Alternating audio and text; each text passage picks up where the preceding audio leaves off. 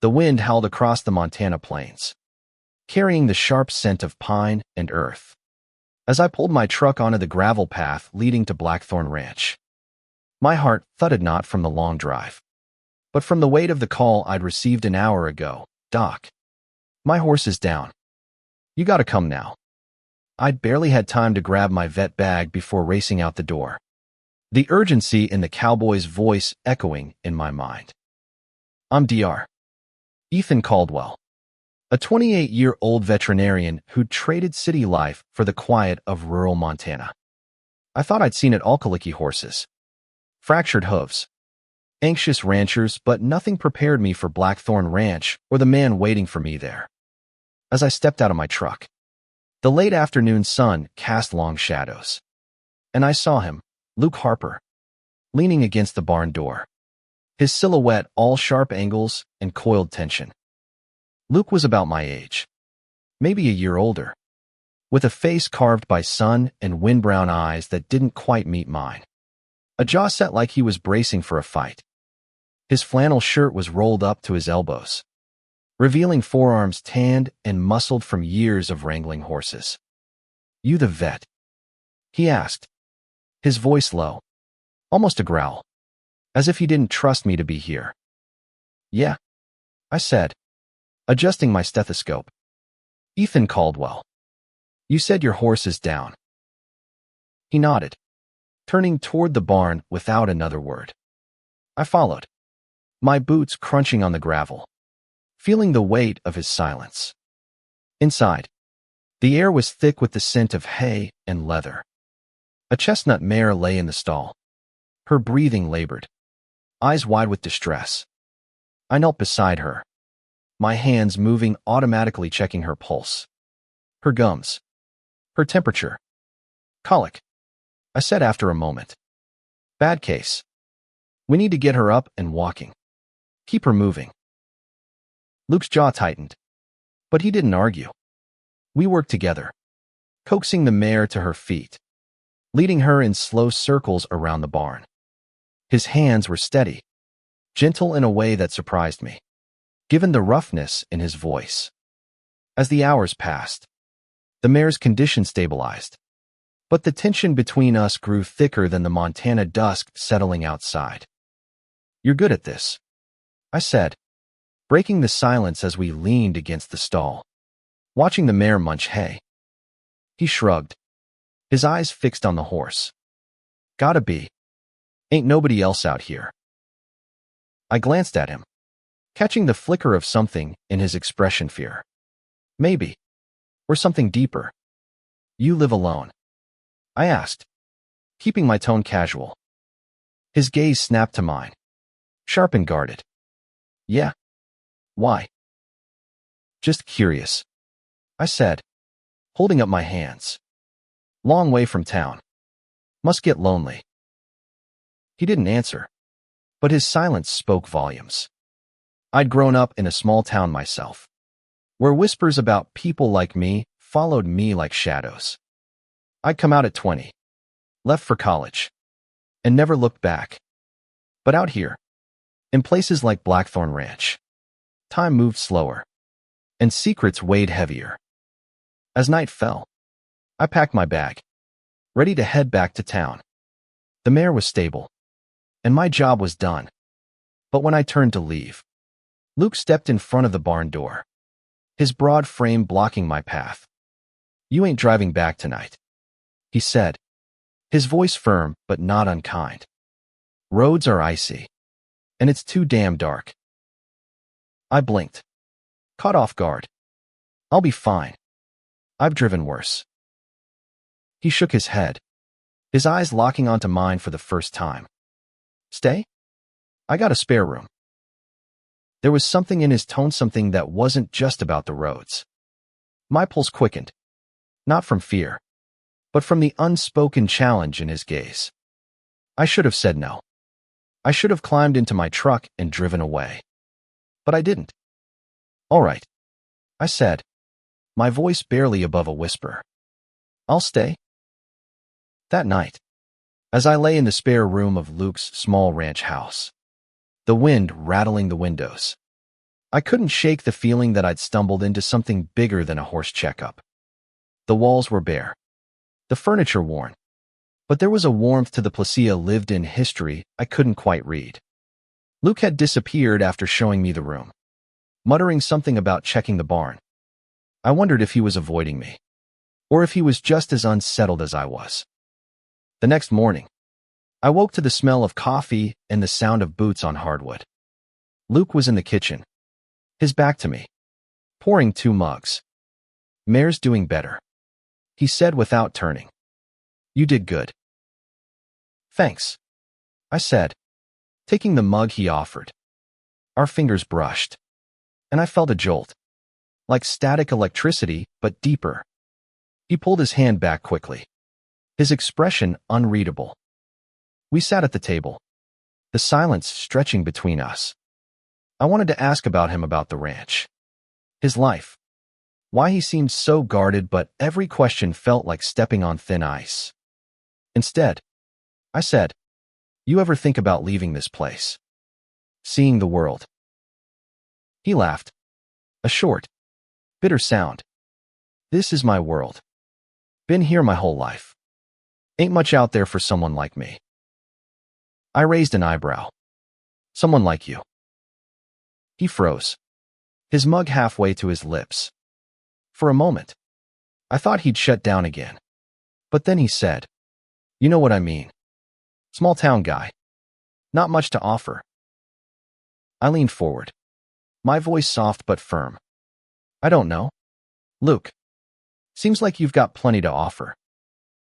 His eyes met mine, and for the first time, I saw something crack in his defenses, a flicker of vulnerability, raw and unguarded. He looked away, his jaw tight, and I knew I'd touched something he wasn't ready to face. That day, I stayed longer than I needed to.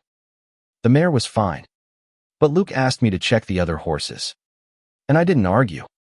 We worked side by side, our movements syncing like we'd done this 100 times. Every brush of his arm against mine, every glance he stole when he thought I wasn't looking, sent my heart racing. I'd felt attraction before, but this was different, electric, dangerous, like standing too close to a fire. By evening, we were back in the barn, the air heavy with the scent of rain. A storm was coming, the kind that turned Montana roads into rivers of mud. "You're staying again," Luke said, not asking this time. "Ain't safe out there." I nodded, my throat tight. "Yeah. Okay." As we walked back to the house, the first drops of rain fell, cold and sharp against my skin.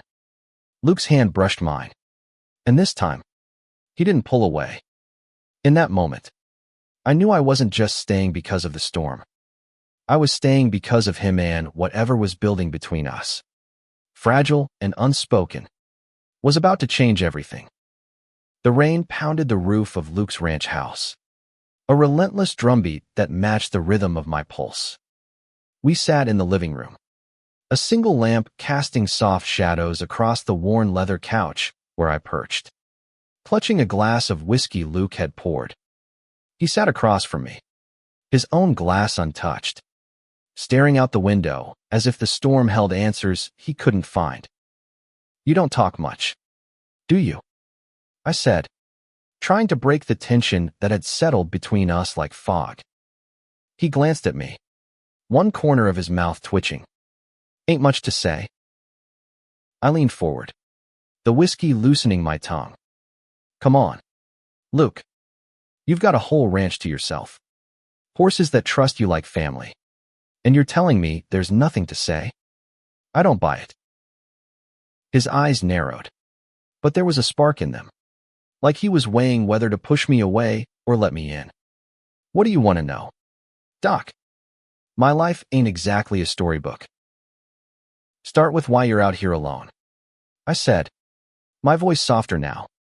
"No family, no friends dropping by, just you and the horses."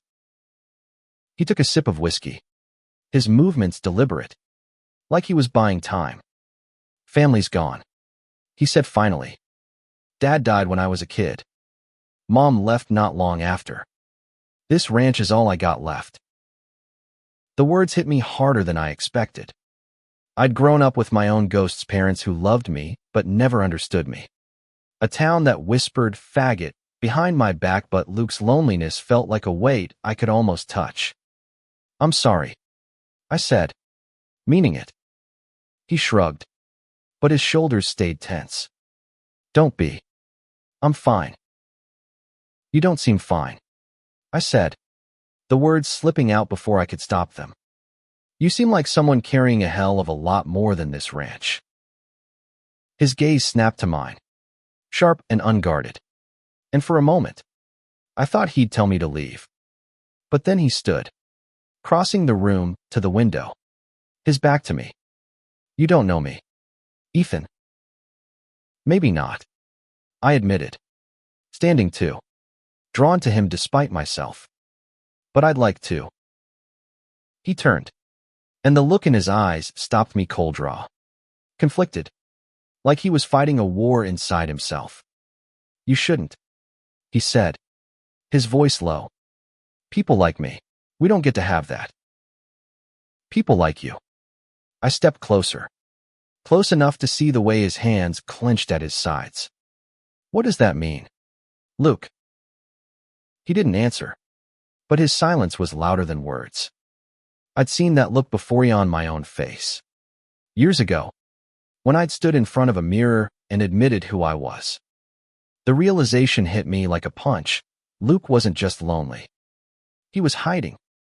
The storm raged on, trapping us in the house. And with every hour, the air between us grew heavier. We talked haltingly at first. About the ranch, the horses, the way the land felt alive in a way cities never could. But the conversation kept circling back to the personal, to the edges of truths we weren't ready to voice. By the second glass of whiskey, Luke was looser, his guard slipping. He told me about growing up on the ranch, learning to ride before he could read, the way his father's death had left a hole nothing could fill. I shared my own story coming out, leaving home, building a life where I could be myself. He listened, his eyes fixed on me, and I felt the weight of his attention, like he was seeing me for the first time. You ever regret it? He asked suddenly. Coming out. I mean, knowing people would judge you. I thought about it. The ache of old wounds surfacing. Sometimes. But living a lie hurts worse. You can't outrun who you are. Luke. He looked away, his jaw tight, and I knew I'd struck a nerve. I wanted to push, to ask him outright, but something held me back. Instead, I said, you don't have to tell me anything you're not ready to. But I'm here. He didn't respond, but when he looked at me again, there was a softness in his eyes I hadn't seen before. The storm outside seemed to fade, and for a moment, it was just us 12 men, caught in a moment that felt too fragile to hold. The next morning, the rain had stopped, leaving the world outside slick and gleaming. Luke was already in the barn when I woke, tending to the mare. I joined him, and we fell into an easy rhythm, checking the horses, mucking stalls, our movements a quiet dance. Every glance, every brush of our hands, felt like a question neither of us dared to answer. By afternoon, the roads were clear, and I knew I should leave. But as I packed my bag, Luke appeared in the doorway, his expression unreadable. You don't have to go, he said, his voice rough. Not yet. I met his gaze, my heart pounding. Why do you want me to stay, Luke? He didn't answer, but the way he looked at Mara, unguarded, full of something he couldn't say, told me everything. I set my bag down, my decision made. Whatever was happening between us, I wasn't ready to walk away from it. Not yet. The days blurred together at Blackthorn Ranch, each one pulling me deeper into Luke's world. I'd come for a horse checkup, but now, 3 days later, I was still here, My truck parked by the barn. My life in town a distant hum. Luke didn't ask me to stay again, not in words, but the way he lingered near me. The way his eyes softened when we worked together. Said more than he ever could. We spent mornings with the horses. Their steady presence a kind of anchor. Luke taught me how to read their moods. The subtle flick of an ear or the shift in their stance. I taught him how to spot early signs of lameness. My hands guiding his as we checked hooves. Every touch was a spark. Every shared laugh a step closer to something neither of us could name.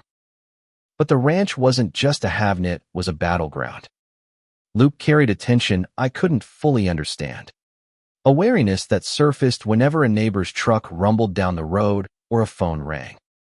That afternoon, as we sat on the porch with cold beers, I finally asked, "You expecting trouble, Luke?" He took a long pull from his bottle, his eyes scanning the horizon. "Folks around here, they talk.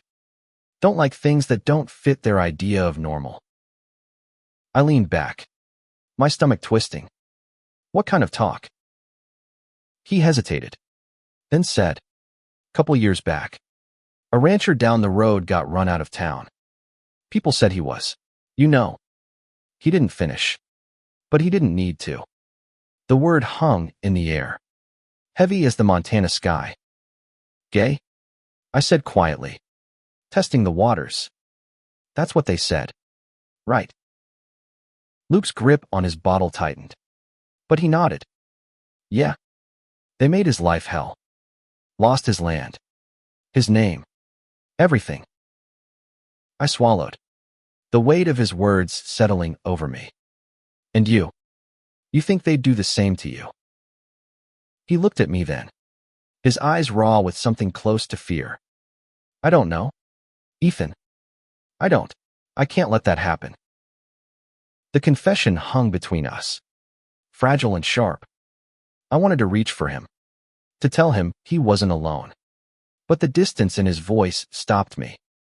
Instead, I said, "You don't have to face it alone. Not if you don't want to." He didn't respond, but the way he held my gaze, like I was the only thing keeping him grounded, made my chest ache. That night, we cooked dinner together, steak. Potatoes. Nothing fancy, but the act of it felt intimate, like we were building something real. We ate at the kitchen table, the silence between us comfortable now, not strained. Afterward, we sat by the fire, the crackle of wood filling the gaps in our conversation. "Tell me something real," I said, my voice soft. "Something you've never told anyone." Luke stared into the flames, his expression distant. "I used to dream about leaving," he said finally. "When I was a kid, I'd sneak out at night, lie in the fields, and imagine a life somewhere else. Somewhere I could be, me." The words hit me like a wave. "Why didn't you go?" He laughed, a hollow sound. "This ranch is all I know. It's my dad's legacy. If I leave, it's like I'm letting him down. And besides," he trailed off, his eyes meeting mine, "who'd I be out there?" "You'd be you," I said, my voice fierce. "That's enough, Luke. It's more than enough." For a moment, he looked like he wanted to believe me. Then he stood, crossing to the window, his back to me. "You don't get it, Ethan. Out here, being me ain't safe." I stood too, my heart pounding. "Then let me help you. Let me in." He turned, and the look in his eyes, part longing, part fear, stole my breath. He took a step toward me, then stopped, his hands clenched at his sides. "You don't know what you're asking," he whispered. "I do," I said, closing the distance between us. "I know exactly what I'm asking." The next morning, everything felt different. The air was charged, like the calm before a storm. Luke was quieter than usual, his movements careful, like he was afraid of breaking something. We worked in the barn, but the easy rhythm we'd found was gone. replaced by a tension that made every glance feel like a confession. As we finished up, a truck pulled into the driveway a neighbor, Tom, a grizzled man in his 50s who'd stopped by to borrow a tool. He eyed me, his gaze lingering too long, then turned to Luke. "Didn't know you had company," he said, his tone clipped.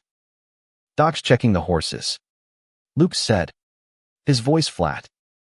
Tom nodded, but his eyes didn't leave me. "Heard you've been spending a lot of time out here." "Doc, folks are starting to talk." My stomach dropped, but Luke's face didn't change. "Let him talk," he said, his voice steady. "Ain't their business." Tom grunted, grabbed the tool, and left, but the weight of his words lingered, a warning that neither of us could ignore. Tom's visit left a shadow over the ranch, like a storm cloud that refused to break. Luke threw himself into work, his movements sharp and restless, as if he could outrun the tension. I stayed close, tending to the horses, but my mind was on him and the fear I'd seen in his eyes, the way he'd stood his ground, but at a cost. By noon, we were in the pasture, repairing a fence under the wide Montana sky. The silence between us was heavy, broken only by the clink of tools and the distant whinny of a horse. Finally, I couldn't take it anymore. "Luke," I said, setting down my hammer. "Talk to me. What's going on?" He didn't look up, his hands busy with a nail. "Nothing's going on." "Bullshit," I said, stepping closer. "Tom's words got to you. I saw it." He froze, his shoulders tensing. When he finally met my gaze, his eyes were stormy. "You don't get it, Ethan. You're from the city. You can be whoever you want. Out here, people like me don't get that luxury." "People like you," I repeated, my voice soft but firm. "You mean gay, don't you?" The word hung in the air, sharp and undeniable. Luke flinched, like I'd struck him, but he didn't look away. "Don't," he said, his voice low. "Don't say it." "Why not?" I pressed, my heart pounding. "It's who you are, Luke. I see it. I feel it. And I know you feel something for me, too." He dropped the nail, his hands shaking. "You think it's that simple? You think I can just be that? Out here, that's a death sentence. You saw Tom. You heard him." "I heard him," I said, stepping closer. "And I don't care. I'm not going anywhere." He stared at me, his breath uneven, and for a moment, I thought he'd run. But then he closed the distance between us, his hand grabbing my shirt, pulling me toward him. His lips crashed against mine, desperate and fierce, like he'd been holding back a lifetime of want. I kissed him back, my hands finding his face, the world fading to nothing but the heat of him, the taste of dust and whiskey. When we pulled apart, his forehead rested against mine, his breath ragged. "I can't do this," he whispered, but his hand stayed on me, gripping like I was his lifeline. "You can," I said, my voice steady. "We can." That kiss changed everything. The rest of the day, we were hyper-aware of each other, every glance, every brush of skin, electric with possibility. But the fear was still there, a shadow we couldn't shake. That night, as we sat by the fire, Luke was quieter than ever, his eyes distant. "I've never," he started, then stopped, staring into the flames. "I've never let myself feel this. Not with anyone." I reached for his hand, my fingers lacing through his. "You don't have to hide with me." He squeezed my hand, but his expression was pained. "It ain't just about hiding. It's about surviving. If people find out, this ranch, everything I've got could be gone." I wanted to argue, to tell him the world had changed. But I knew better. Montana wasn't San Francisco. Small towns had long memories and sharp tongues. Then we'll be careful, I said. But you don't have to do this alone. He looked at me, his eyes searching mine. And for the first time, I saw hope. They're fragile, but real. The next morning, trouble came knocking. A group of ranchers stopped by, ostensibly to talk about a cattle deal. But their eyes lingered on me. Their questions pointed. You staying out here, Doc? One asked, his tone more accusation than curiosity. Luke's jaw tightened, but he kept his voice even. He's helping with the horses. That's all. The ranchers left, but the air felt heavier, like the world was closing in.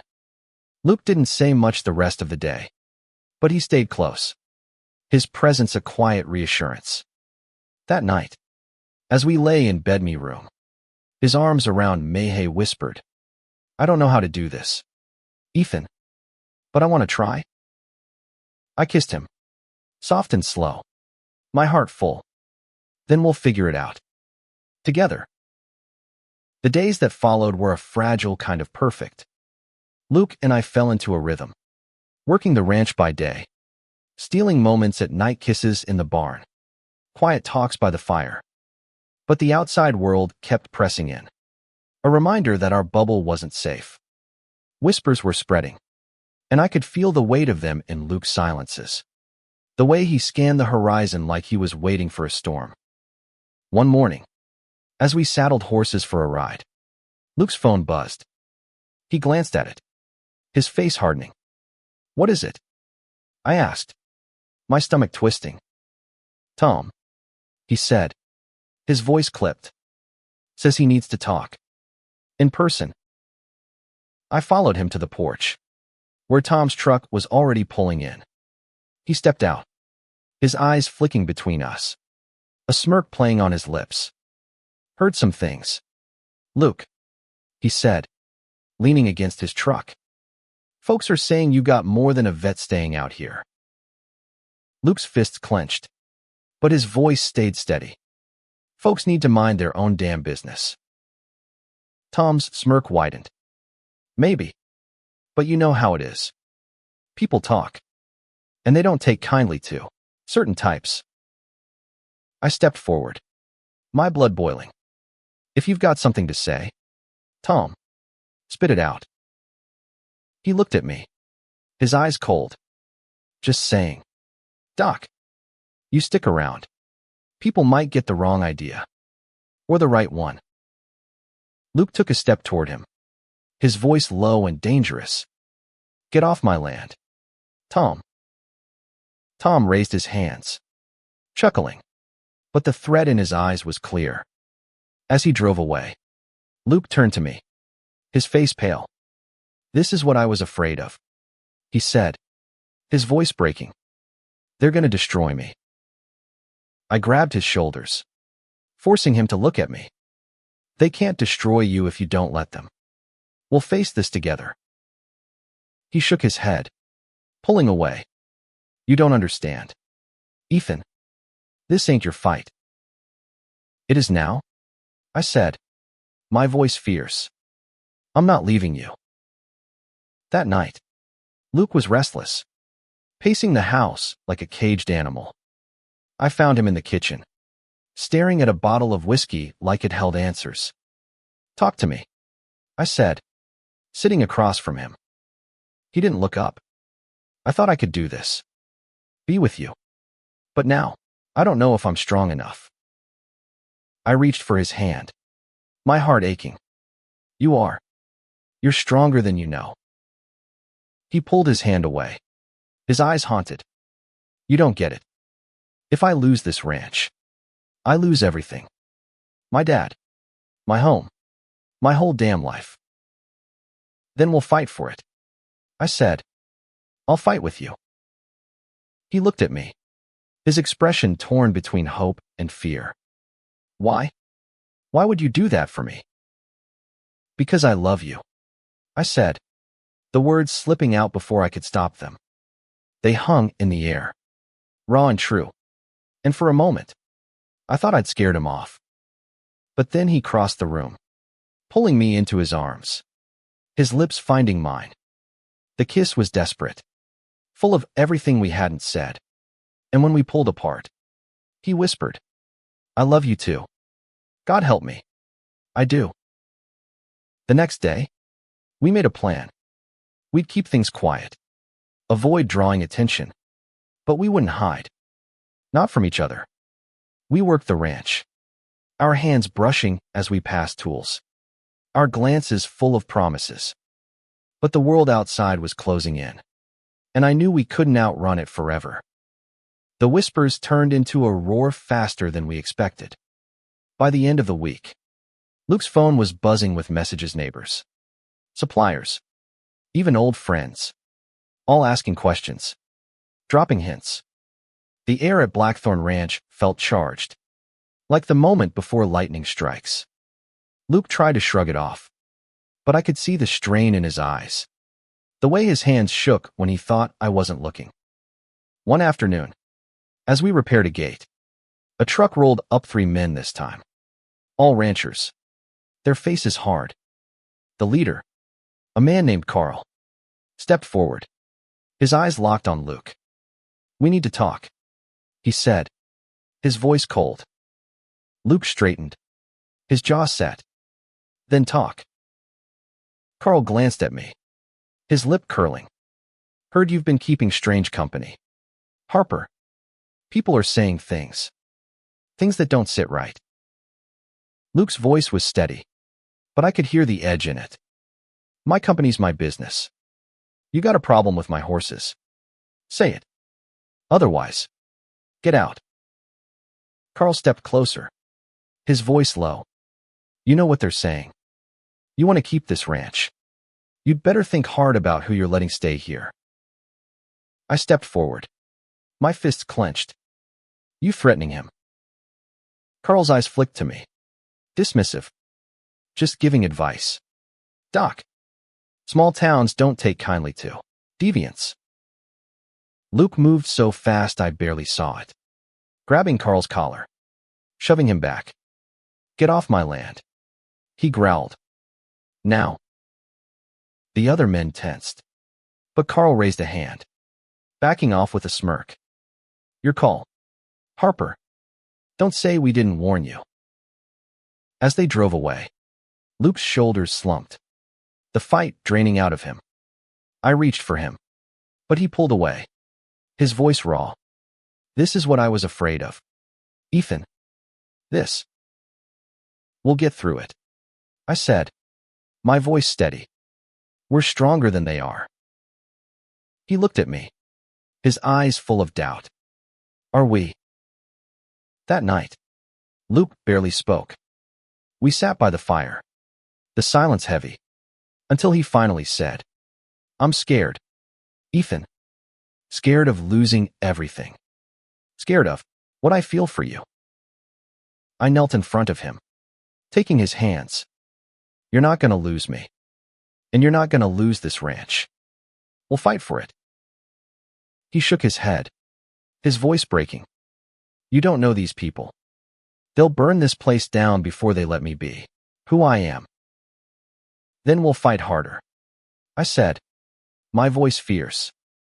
"I'm not giving up on you, Luke. Not now. Not ever." He pulled me into his arms, his grip tight, like he was afraid I'd disappear. We stayed like that, the fire crackling, the world outside fading away.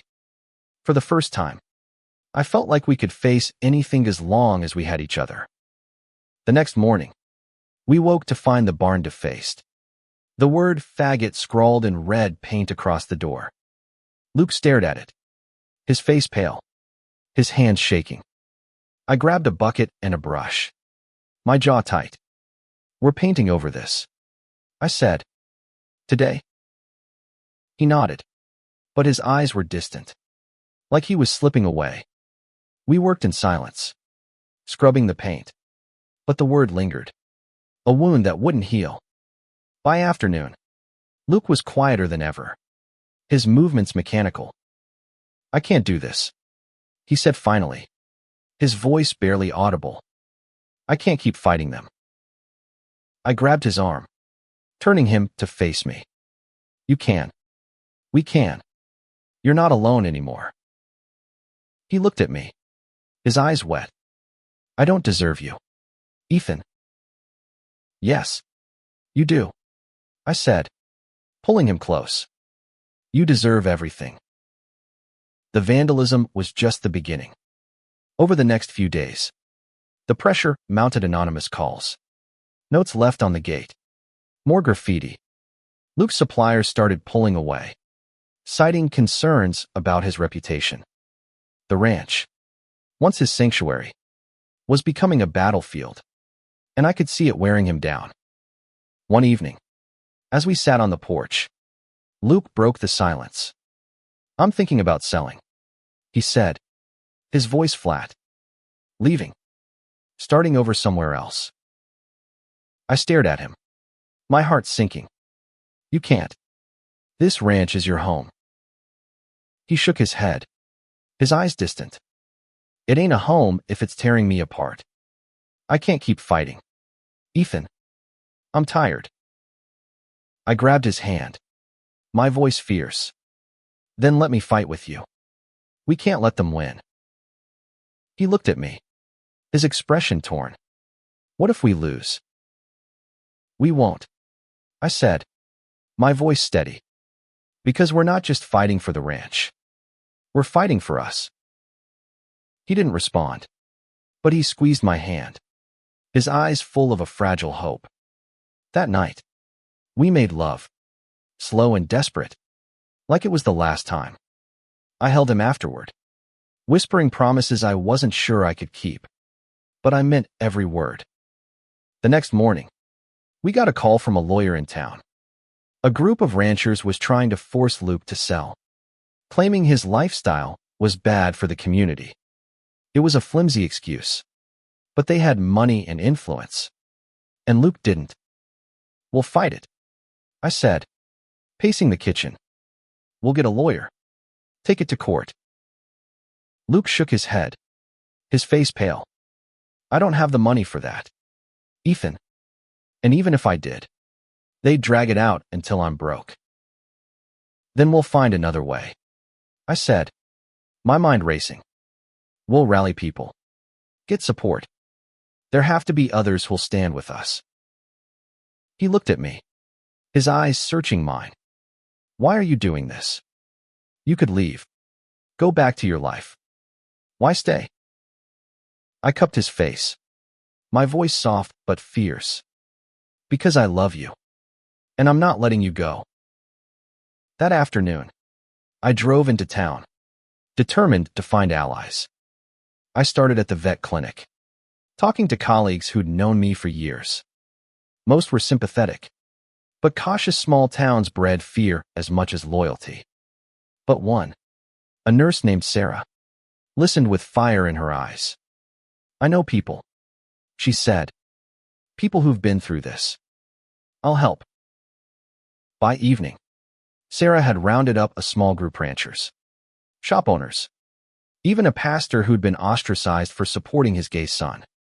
They came to the ranch, their faces a mix of nerves and determination.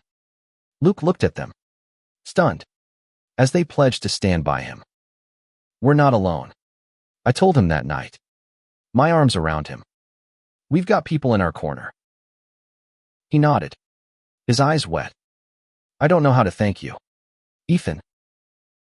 "You don't have to," I said, kissing him. "Just keep fighting."